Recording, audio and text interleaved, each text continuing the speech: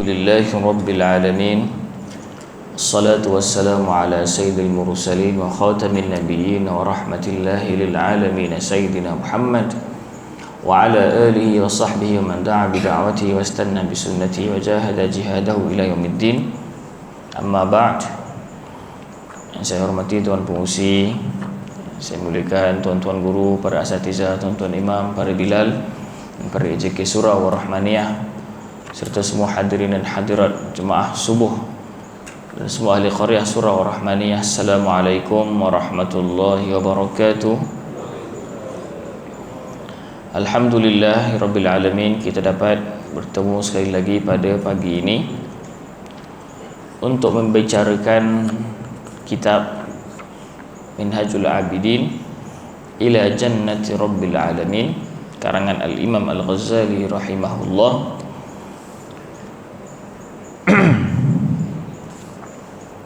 Di samping tetap kita tidak melupakan saudara mara kita di Palestin.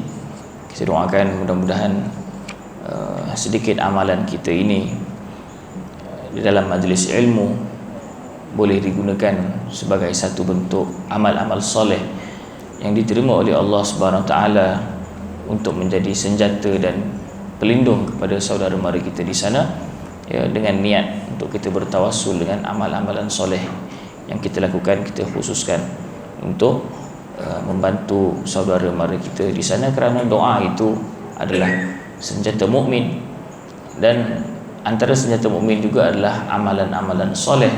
Amalan-amalan soleh boleh memberi syafaat dan manfaat kepada seseorang itu di dunia dan di akhirat, ya, seperti mana di akhirat ia juga boleh memberi syafaat di dunia itu sendiri, ya.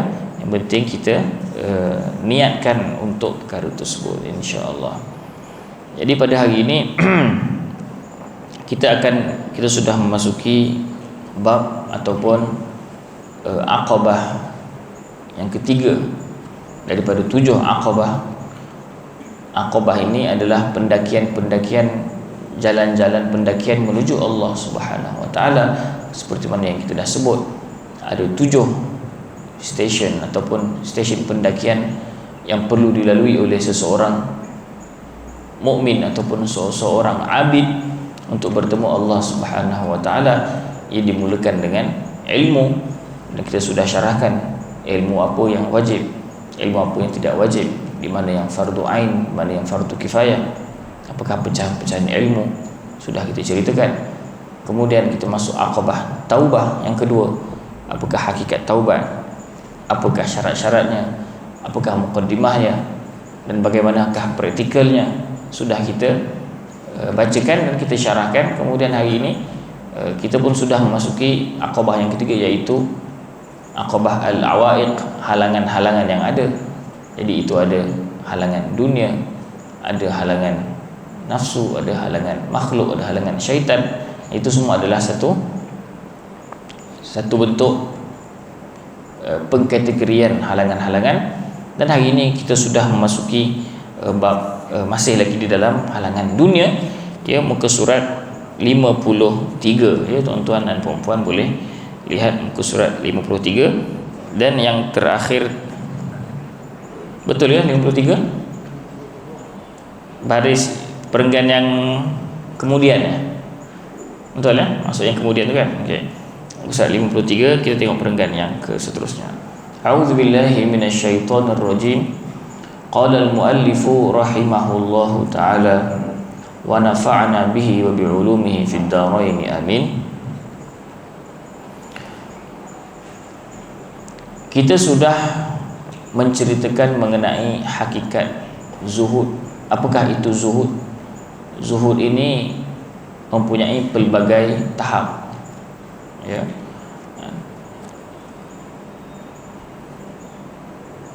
Al-Ghazali menyebutkan pada awal-awal yang telah kita syarahkan minggu lepas, zuhud ini ada tahap yang boleh kita lakukan, ada tahap yang di luar kuasa kita. Tahap yang boleh dilakukan itu 3 perkara, ya, iaitu meninggalkan untuk meminta benda yang kita tidak ada. Yang kedua, menceraikan diri kita daripada apa yang kita ada. Dan yang ketiga, meninggalkan kehendak, ya, meninggalkan kehendak dan meninggalkan pilihan-pilihan untuk memilih dunia, kehendak-kehendak yang menghendaki dunia. Kemudian daripada tiga yang boleh kita lakukan itu, Allah Subhanahu wa taala akan menghadiahkan taufik untuk kita mendapat zuhud yang tidak boleh kita usahakan. Apakah itu? Itulah rasa tidak ingin terhadap dunia. Dunia ini tidak mahal, dunia ini rasa murah. Nah, itu adalah suatu taufik dan perasaan yang Allah berikan kepada sesiapa yang telah melakukan zuhud yang muqaddimah tadi, ya. Jadi kita masih lagi di dalam syarahan terhadap muqaddimah zuhud yang hakiki, yaitu kita masih di dalam part menghendaki, ya, meninggalkan kehendak, meninggalkan berkehendak dunia dengan hati. Jadi kita lihat Al-Ghazali menyebut setelah dibawa ayat-ayat Al-Quran yang menyatakan bahawa Allah Subhanahu wa taala mengazab dan mencela seseorang yang berkehendak terhadap dunia, bukan yang mencari dunia, bukan yang berusaha mencari dunia, tapi sebelum itu yang nak dunia. Sebab itu ayat-ayat yang dibawa, ya, adalah cercaan dan celaan kepada orang yang mahukan dunia, kerana kemahuan itu adalah kunci kepada segala tindakan, ya. Apabila dia mahu, dia akan bertindak. Sebab itu di dalam hadis, apabila dua orang muslim bertemu dengan pedang, yang membunuh dengan yang dibunuh dua-dua masuk neraka. Ya, idzal taqal muslimani bisayfayhima fal qatil wal maqtul finnar. Qalu ya Rasulullah hadzal qatil fama balul maqtul? Qala innahu kana harisan ala qatli sahibi. Apabila dua muslim bertemu dengan pedang, masing-masing bawa pedang, dua muslim bertemu, yang membunuh dan yang dibunuh dua-dua masuk neraka. Kemudian sahabat bertanya, ya Rasulullah, yang bunuh ni logiklah masuk neraka sebab dia membunuh. Lebih yang terbunuh ni apa hal masuk neraka juga? Rasulullah SAW mengatakan kerana dia nak membunuh saudaranya. Walaupun dia tidak membunuh saudaranya, tetapi dia mati dalam keadaan ingin membunuh saudaranya, maka juga masuk neraka. Jadi kunci selamat itu pada keinginan dan kehendak. Itu Rasulullah SAW menyebut, innamal a'malu binniyat wa innama likulli imri'in ma nawa. Sesungguhnya amalan itu berdasarkan dengan niat, dan setiap manusia akan mendapat apa yang diniatkan. Jadi itulah yang Al-Ghazali menyatakan sangat sukar yang ketiga ini, iaitu meninggalkan kehendak. Kita mungkin tak ambil dunia, kita mungkin tak ni, tapi kita nak. Nak tu yang zuhud, nak hilangkan kehendak itu yang sukar. Ya, kita baca Al-Ghazali menyebut. Kemudian macam mana kita nak jadikan kita tidak mahu dunia? Kita tidak mahu kehidupan dunia ini yang serba penipuan itu, ya. Kemudian yang membawa kepada meninggalkan menuntut dan mencerai atas yang dihimpun itu dan memudahkan atasmu yang demikian itu adalah menyebutkan segala kebinasaan dunia dan kecelaannya. Maknanya untuk kita mudah meninggalkan kehendak, meninggalkan apa yang kita ada, ataupun meninggalkan nak cari benda yang kita tak ada, itu adalah bukan menyebutkan, mengingati, ya. Yang lebih tepat sebenarnya kita sentiasa mengingati segala kebinasaan dunia dan kecelaannya. Ya, kalau tengok muka surat 53 itu perenggan yang kedua, ya, disebut menyebutkan segala kebinasaan dunia dan segala kecelaannya, yakni sentiasa hadirkan dalam hati kita dunia ini menipu, dunia ini tidak kekal, dunia ini merosakkan, dunia ini sekian, dunia ini sekian. Akhirnya kita menjadi sendiri tidak mahukan perkara tersebut. Dan sesungguhnya manusia telah banyak memperkatakan pada yang demikian itu. Maksudnya sudah banyak ulama memberikan satu perumpamaan ataupun memberikan satu definisi dunia ni apa benda kan. Setengah daripada ulama menyatakan, aku meninggalkan dunia kerana sedikit kayanya, maknanya liqillati ghanaiha, maknanya kerana tidak ada pun kekayaan hakikatnya, sangat sedikit kekayaannya, wa kathrati anaiha, dan juga banyak penatnya, kayanya sedikit, penatnya banyak, dan segera binasanya. Ya, dahlah hasilnya sikit, penatnya banyak, kemudian dah dapat hilang cepat pula, ya. Dan jahat taulan yang bersekutu padanya. Maksudnya orang-orang yang nak bersaing mendapatkan dunia ini, semuanya itu jahat-jahat belaka.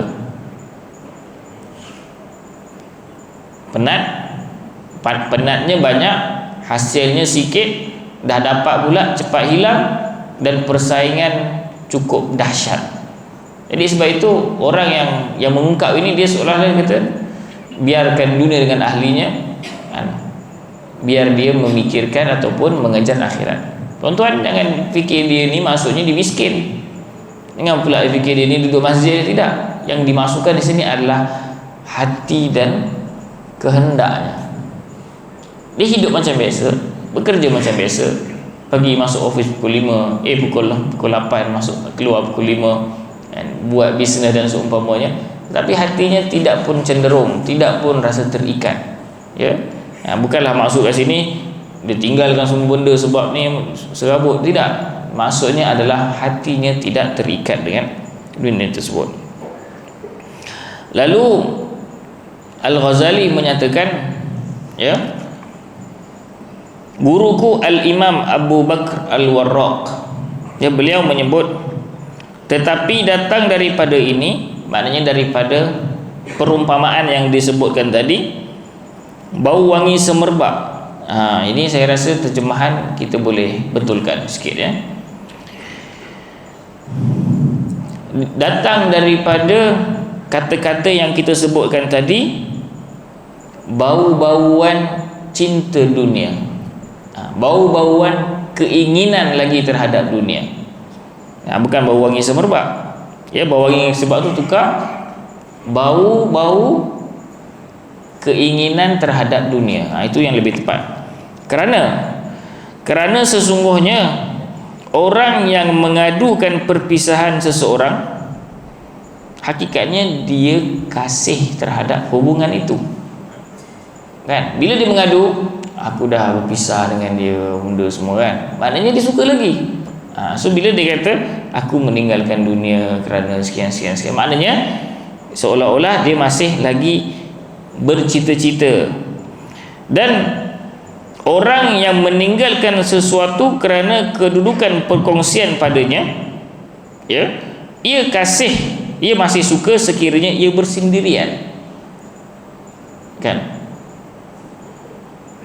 Jadi macam kita sebut tadi, aku tinggalkan dunia kerana sedikit kekayaannya, banyak penatnya, cepat hilangnya, dan rakus persaingannya. Jadi seolah-olah habis itu kalau banyak kekayaannya kau ambil, gitu. Habis itu kalau dia kekal, engkau akan ambil. Habis itu kalau engkau seorang-seorang, tak ada orang lain kacau, engkau akan ambil ke?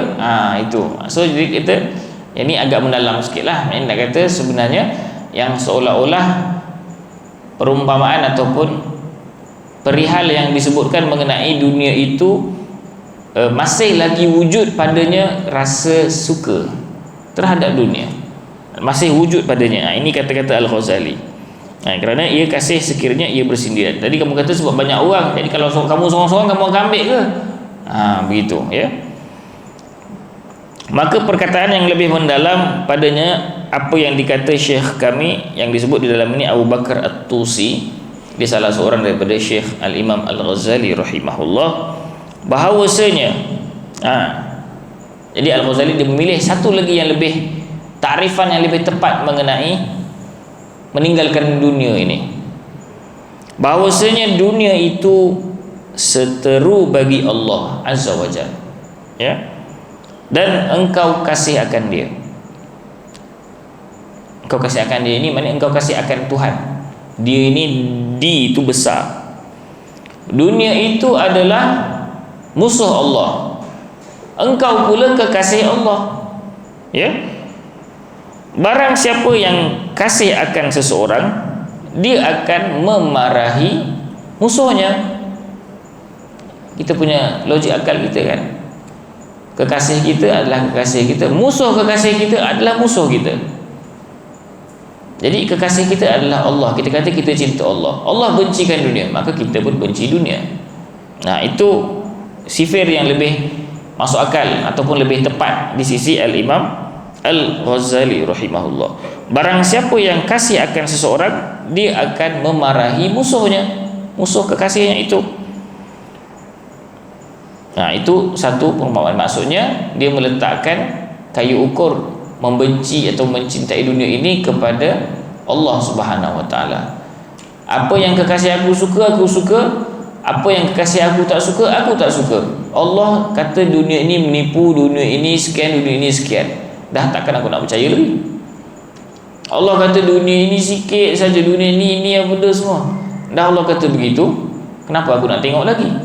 Kan? Jadi di situ beliau membuat kesimpulan syekhnya bahawa dunia ini adalah musuh kepada Allah Subhanahu wa taala. Dalam arti kata banyak menghalang manusia daripada menuju Allah Subhanahu wa taala.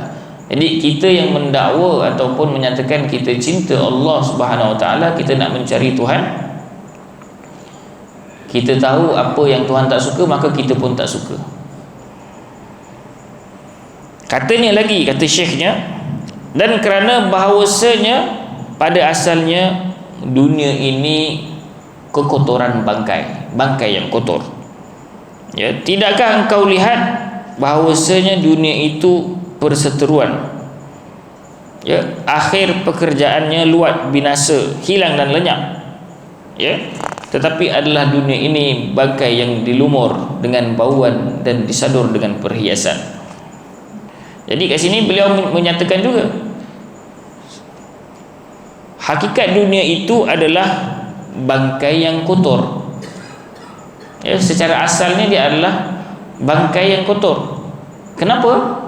Kerana bukankah engkau, kalau engkau lihat penghujung dunia ini akan rosak, penghujung dunia ini akan menjadi najis, akan menjadi kotoran, akan hilang, kan? Itulah hakikat dunia. Tetapi dunia yang kita lihat, dia adalah hari ini, dia hakikatnya sebuah bangkai yang dilumur dan disolek dengan perfume, minyak wangi, cat yang cantik, ya, baju yang mahal, baju yang bersinar-sinar begitu, dengan sebarang perhiasan. Itu yang menjadikan kita masih terpengaruh dan tertipu dengan dunia itu sendiri. Jadi maka tertipulah dengan zahirnya orang-orang yang lalai, dan berzuhudlah padanya oleh orang-orang yang berakal. Maka oleh kerana itu orang yang pandang secara zahir, dia akan melihat cantik dunia ni, kan, seronok dengan dunia ni. Tetapi orang yang memahami hakikat dunia itu adalah yang kita sebut tadi, maka bersoleklah macam mana pun, hiaslah macam mana pun, dia tetap adalah suatu perkara yang jelek, ya. Kemudian setelah menceritakan mengenai hakikat dunia, bagaimana nak meninggalkan apa yang disebut oleh Allah Subhanahu wa taala sebagai penipuan dan seumpamanya, Al-Ghazali menyatakan hukum zuhud. Apa pula zuhud ni, wajib ke tak wajib ke? kan? Jadi daripada Al-Ghazali membicarakan mengenai hakikat zuhud, masuk pula terhadap okey, kita dah tahu zuhud ni begini-begini, wajib ke tidak saya buat. Lalu Al-Ghazali menyatakan, maka jika ditanya apakah hukum zuhud pada dunia, ya, yang kamu sebut ini hukumnya apa? Kita tahu benda tu bagus, benda tu baik, benda tu sekian. Jadi apakah hukumnya? Hukum zuhud itu adakah fardu ataupun sunat, wajib ke ataupun digalakkan sahaja? Jadi Al-Ghazali menyatakan, maka ketahuilah bahawasanya zuhud itu pada kami berlaku pada yang haram dan yang halal. Zuhud yang kita sebut tadi, iaitu ketidakinginan, itu berlaku pada dua tahap. Tahap yang tidak ingin kepada benda yang haram, dan juga tahap yang tidak ingin kepada benda yang halal. Maka zuhud pada perkara haram itu wajib. Menipu, makan makanan yang haram, perkara-perkara yang haram, menghendaki perkara-perkara yang haram, itu adalah wajib zuhud di situ, wajib ditinggalkan, kan? Sebab itu menghendaki benda yang haram juga adalah satu benda yang haram. Berkehendak terhadap perkara yang haram adalah haram, bukan sekadar melakukan benda yang haram, ya. Maka pada yang haram itu fardu dan pada yang halal itu sunat. Maknanya kalau kita tidak berkehendak kepada perkara-perkara yang halal, maksudnya perkara-perkara yang kita tidak perlu, perkara-perkara yang lebih-lebihan, kita sendiri tidak mahu berlebih-lebihan dalam perkara itu, maka itu sunat, ya, itu sunat. Kemudian kedudukan yang haram ini bagi orang-orang yang berterusan taatnya menempati bangkai yang meluat, tiada berhadap kepadanya melainkan tatkala darurat dengan kadar menolakkan mudarat jua. Maknanya terhadap orang-orang yang istiqamah, ya, orang-orang yang istiqamah ini, dia menganggap perkara-perkara haram itu adalah bangkai yang busuk. Dia tidak akan memakan bangkai itu melainkan ketika darurat saja. Sebab bangkai boleh dimakan ketika darurat. Jadi secara asalnya haram pun tak ingin, kerana haram pun di sisinya sudah sebagai bangkai. Kita ada tengok bangkai tak? Bangkai kucing ke, bangkai anjing ke, kan, mati tengah jalan dan seumpamanya, kita ada lalu. Kalau kita lalu, kita pun tengok, tak teringin pun. Di sisi orang yang istiqamah, dia melihat benda yang haram itu sebegitu, sedikit pun tidak mahu didekati, ya. Adapun orang zuhud pada yang halal itu, sesungguhnya ia adalah pada kedudukan wali-wali abdal. Wali abdal ni siapa? Wali abdal ini adalah satu istilah yang biasa popular di kalangan sufi. Kalau kita tengok kat sini, al-abdal ialah suatu kaum yang Allah tempatkan mereka di bumi. Bila mati salah seorang dari mereka, diganti tempatnya oleh orang lain dari kalangan manusia. Jumlah mereka 70, 40 berada di Syam, 30 daripada tempat lain. Ini disebut oleh Al-Qadiri dalam Sirajut Talibin. Ini maknanya wali lah, kita boleh kata.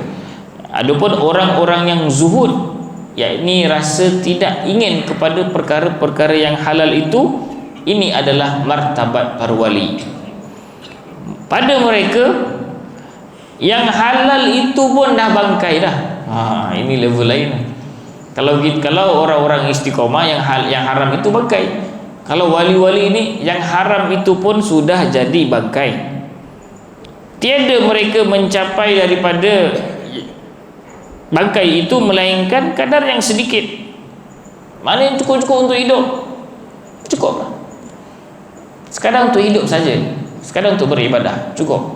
Nak lebih-lebih, itu bagi dia lah di sisi mereka, para wali-wali ini, itu sudah masuk macam makan bangkai tanpa keperluan. Dan yang haram di sisi mereka menjadi tahap api neraka. yang tiada terlintas di hati mereka hendak mencapainya sekali-kali.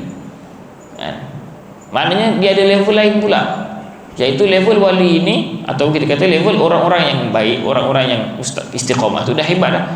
Perkara haram macam bangkai, dia hanya makan kalau perlu sangat, terdesak barulah ambil. Ada pun level yang kedua yang lebih tinggi, level para wali, perkara yang halal pun macam bangkai, dia hanya makan yang perlu sangat-sangat sahaja, dan perkara haram dilihat sebagai api neraka, tak terlintas pun nak tengok. Bangkai ni paling kurang kita tengoklah juga kan, ni neraka, tak pernah terfikir nak masuk neraka, na'udzubillah. Tak pernah terfikir nak masuk, nak main dengan api, tak pernah terfikir nak bakar tangan kita dengan api itu kan. Itu di sisi mereka. Ini yang haram di mereka itu adalah menempati api yang tiada terlintas di hati mereka, hendak mencapainya sekali-kali. Dan inilah makna tawar hati. Inilah maksud tawar hati dengan dan memutuskan cita-citanya daripadanya, dan meluatkannya dan mengingkarinya bersungguh-sungguh, maka tiada tinggal baginya dalam hatinya ikhtiar dan iradat. Maksudnya orang yang tahapan ini jiwanya sudah tidak sedikit pun memiliki cita-cita keduniaan, tawar hati dengan memutuskan cita-citanya. Inilah kita katakan peringkat zuhud yang Allah anugerahkan. Apabila dia telah melakukan muqaddimah zuhud hakiki itu, iaitu tak cari, tak simpan, tak tak fikir, tak kehendak, tidak ada kemahuan, akhirnya Allah akan berikan suatu zuhud yang hakiki, iaitu hatinya sendiri tidak cenderung, tidak rasa perlu, tidak rasa suka kepada apa yang Allah, tidak rasa suka kepada dunia itu, sehinggalah macam tahap ini dia melihat perkara yang haram sebagai api, dunia itu sebagai bangkai itu sendiri. Dan jika engkau kata, kemudian Al-Ghazali bawa pula, kalau orang tanya syubhat kan, maknanya persoalan dia menjawab persoalan, kerana seseorang yang hebat itu dia bukan sekadar boleh menerangkan, tetapi dia boleh menjawab persoalan. Kalau ada persoalan dia boleh jawab, persoalan dia jawab. Itulah yang para ulama dahulu menulis tulisan-tulisannya, dibagi satu statement, disyarahkan, dan dia boleh jawab soalan. Orang lawan dijawab. Itu kehebatan ulama dahulu. Jika engkau kata, bagaimana mungkin dunia yang di dalamnya ada keinginan dan kelazatan yang amat indah, yang dikehendaki oleh segala manusia, boleh menjadi bangkai, yang amat meluat, yang hancur, sedangkan kejadian orang itu seperti kejadian kami dan tabiatnya seperti tabiat kami. Yang ini dia nak katakan, tadi kamu kata dunia macam bangkai. Orang ni ada berapa mata? Matanya 2, mulutnya 1, nafsunya ada anak ada isteri, makan dan minum. Aku pun sama. Kenapa aku tak nampak macam bangkai? Itu nak kata, kenapa ada orang boleh nampak dunia macam bangkai, ada orang pula tak nampak macam tu. Ini persoalan. Kita lah kot, kita tengok dunia sedap je, nikmat dan semua, nak aja semua kan. Tak nampak pula dunia ini macam bangkai. Macam mana kamu boleh kata dunia ini macam bangkai? Lalu Al-Ghazali menjawab, maka ketahuilah bahawasanya orang yang diberi taufik khusus dan ia mengetahui dengan yakin akan kebinasaan dan luatnya, maka jadilah padanya demikian itu, seperti api dan bangkai. Maknanya isunya pada ilmu, isunya pada keyakinan. Apabila dia yakin, hijabnya terbuka, nampak hakikat dunia.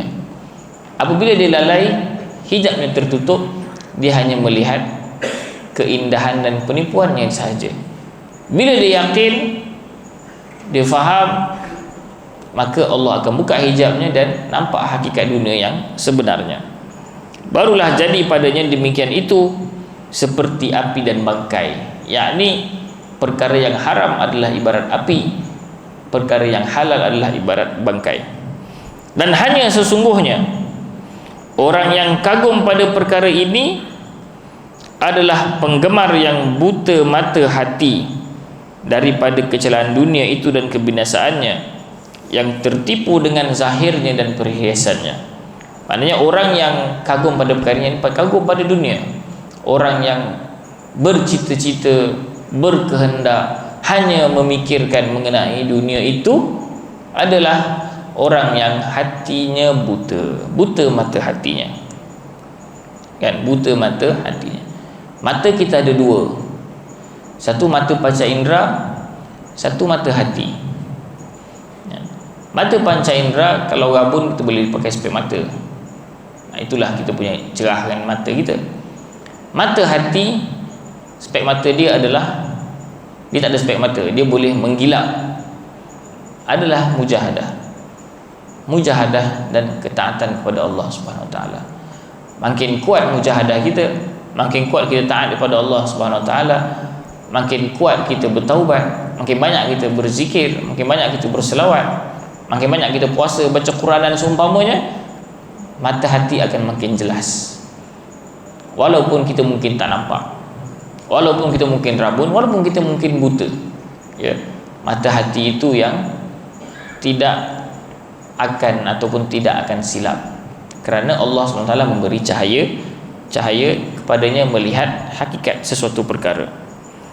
Adapun kalau mata hati kita buta, tapi pandangan mata panca indera kita celik, macam mana sekalipun kita tetap akan tertipu, ya, sebab tidak ada suatu software yang antivirus yang ada dalam ni kan, dalam pandang kita, yang boleh menepis penipuan-penipuan tersebut. Lalu Al-Ghazali membuat perumpamaan. Aku buat misalan bagimu untuk perkara tersebut. Maka diumpamakan orang yang tahu racun ni, ataupun orang yang tahu dunia ini sebagai bangkai dan dosa itu sebagai api, maka ketahuilah diumpamakan dengan seorang pembuat tepung. Ya, dia buat tepung yang cantik, dia menguli patisserie, patisserie yang apa, croissant ke apa benda, Danish lah benda kan, nama-nama tu kan, dengan segala kelengkapan-kelengkapannya. Dia letak gula, letak minyak, letak butter dan lain daripada keduanya, benda-benda lain semua letak. Kemudian diletak di dalam sepotongnya itu racun yang membunuh. Punya cantik, bau sedap, pure butter apa semua, tapi diletak racun dalam tu. Seorang lelaki yang melihat perkara tersebut, ada orang, seorang ni dia tengok, dia nampak tukang buat roti tu dia letak racun, ya, kemudian dihidang di hadapan kedua orang itu. Setelah dihiasi dengan elok, dia punya buat presentation yang cantik kan, maka daripada dua orang itu, seorang je yang nampak perbuatan orang jahat ataupun pembuat roti itu, seorang lagi tak nampak.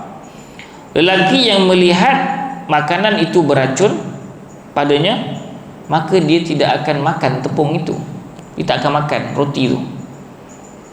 Tidak terlintas pada hatinya hendak mencapainya dengan sesuatu kelakuan sekali-kali. Maksudnya sedikit pun tak terlintas untuk dia makan roti itu. Adapun orang yang tak tahu, nampak ini sedap ni, aku tak makan kan, rugi pula orang lain yang makan. Itulah. Dan yang demikian itulah padanya seperti api, tetapi terlebih lagi, lebih dahsyat lagi, ya. Kerana ia menempati barang yang ia ketahui daripada kebinasaannya, maka tiada tertipulah ia dengan zahir hiasannya dan dengan perhiasannya. Oleh kerana dia tahu hakikat roti itu ada racun, sedikit pun dia tak sentuh, walaupun baunya wangi, teksturnya lembut, harganya pun murah. Apa lagi daripada pembuat roti terkenal contohnya, kita kata tak ada sebab aku nak tolak, melainkan sebab aku tahu ada racun aja, ya.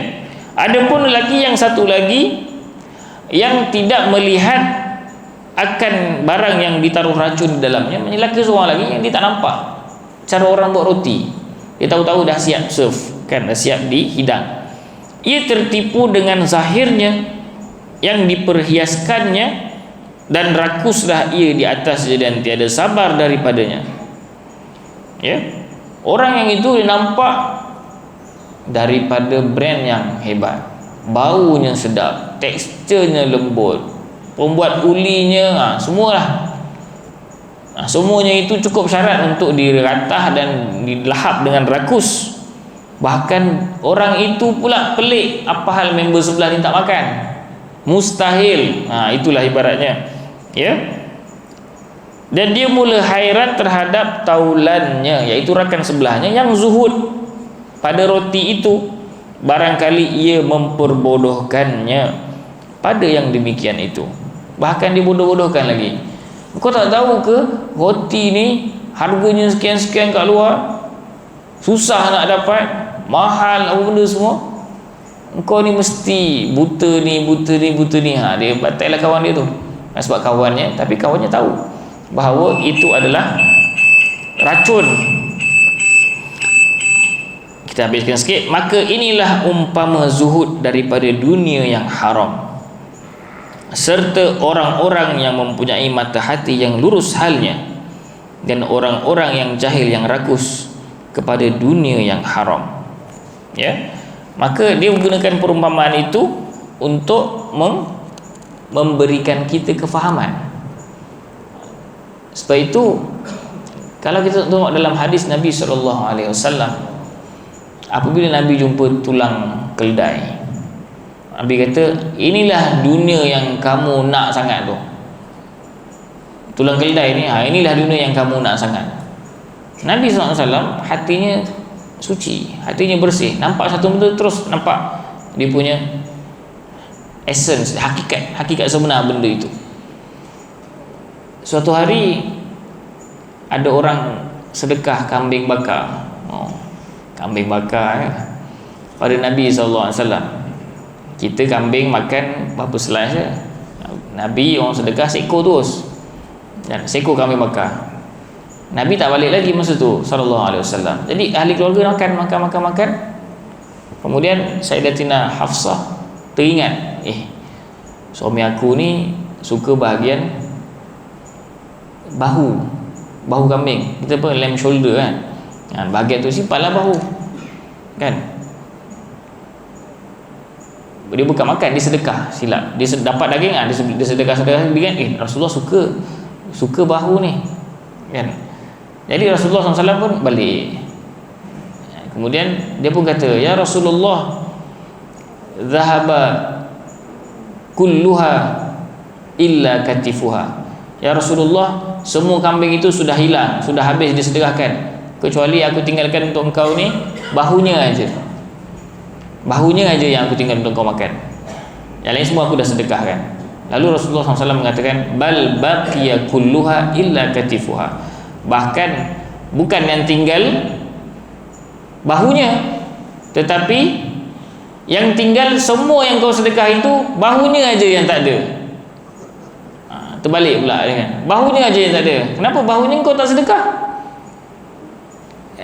Jadi pandangan Rasulullah dia terbalik.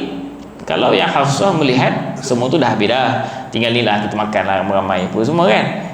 Tapi Rasulullah kata tak, yang tinggal ni semuanya ada kecuali bahunya tak ada, sebab bahunya yang kita nak makan ini. Jadi itulah pandangan Rasulullah SAW, dan begitulah Rasulullah SAW sentiasa mendidik para sahabat untuk melihat dengan mata hati. Sesiapa yang melihat dengan mata hati dia akan selamat, dan kerana dia melihat dengan satu perkara secara hakikatnya. Sebab itu kalau kita lihat, saya suka ulang kata-kata Nabi Isa AS. Apabila ada orang, Nabi Isa ini tidak ada rumah. Ya, memang kedua kita Rasulullah SAW, tapi kita mengambil ibrah dan pengajaran daripada Nabi Isa. Suatu hari pengikutnya mengatakan, wahai Nabi Allah Isa, aku cadangkan, aku nak bina rumah untuk engkau lah. Nak tak? Ala nabni laka baitan. Apalah salahnya kami buat rumah untuk engkau. Sebab Nabi Isa ni tidur di mana dia bermalam. Di mana dia bermalam, di situlah tempat tidurnya, itulah rumahnya. Ya. Bantalnya adalah apa-apa yang menjadi hamparan untuknya tidur, itulah bantalnya.